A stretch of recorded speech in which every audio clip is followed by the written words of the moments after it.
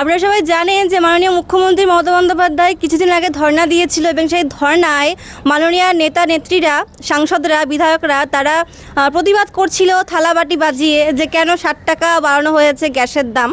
তো কথা হচ্ছে যে আরও এটাও প্রতিবাদ করছিল যে গ্যাস পাওয়া যাচ্ছে না।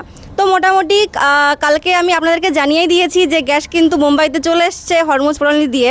তো কিছুদিনের মধ্যে মানে 2-4 দিনের মধ্যেই গ্যাসের সমস্যাটা পুরোপুরি মিটে যাবে। আর এই যে গ্যাসের দামটা আগে যেটা ছিল ওটাই থাকবে। কিন্তু কথা হচ্ছে যে আমাদের পশ্চিমবঙ্গে যে 100 ইউনিট বিদ্যুতের যে বিলটা মানে 231 টাকা আগে আসতো, কিন্তু সেই 231 টাকার পরিবর্তে আজকে যে 731 টাকা নেওয়া হচ্ছে। তো এগুলোকে আপনারা চোখে দেখতে পাচ্ছেন না?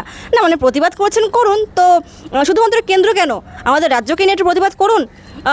প্রধানমন্ত্রী নরেন্দ্র মোদী তিনি দাম বাড়িয়েছে গ্যাসের দাম। আমাদের পশ্চিমবঙ্গে, আমাদের পুরো বিশ্বে আন্তর্জাতিক সমস্যার জন্য, বিশ্বযুদ্ধের জন্য দামটা বেড়েছে, গ্যাসটা পাওয়া যাচ্ছিল না। সেটা তো মানে মানা যায়, তাই না?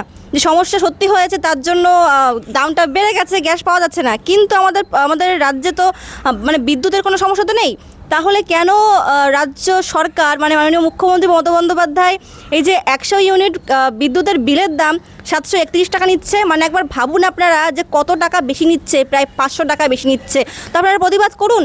থালা ঘটি বাটি তো গ্যাসের সময় বাড়িয়েছেন, মানে গ্যাসের সময় তো বাজিয়েছেন, প্রতিবাদ করেছেন। তো একটু এবার বিদ্যুতের বিল নিয়ে প্রতিবাদ করুন, থালা বাটি বাজান।